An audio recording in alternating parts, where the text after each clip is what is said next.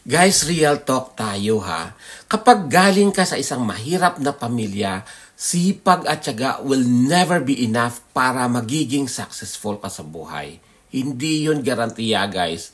E di sana lahat ng masipag ay maunlad na at mama na sa ngayon, di ba? Hindi naman, di ba? Maraming masisipag dyan, pobre pa rin hanggang ngayon. Kapag naman nag-abroad ka, mas giginhawa ang buhay mo kahit paano, di ba? Oo, magkakaroon ng pagbabago. Pero I doubt, hindi naman lahat ng OFW yung mayaman. Hindi sana lahat ng OFW, di successful na sa ngayon, di ba? Pero maraming OFW ang naghihirap pa rin sa ngayon. Kapag naman nag-micro-business ka, makakawala ka lang sa sumpa ng employment, pero hindi rin garantisado yun. It's not a guarantee for success. Diba? Hindi lahat ng nagninegosyo yung mayaman, guys. E di sana lahat ng nagninegosyo, diba? Yun ang nga sabi ko, mayaman at maunlad na yung buhay, pero hindi lahat.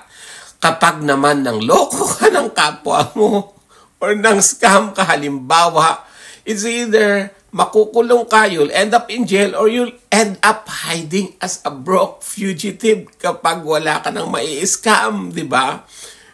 Eh, buti sana kung makaka-jackpot ka sa online casino industry, di ba? Eh, di sana yayaman ka. Pero like, bibihira lang ang nangyayaring ganyan.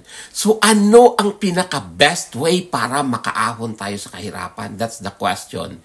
Guys, ito ang sagot. You need to be friends with the right people with powerful connections and great opportunities.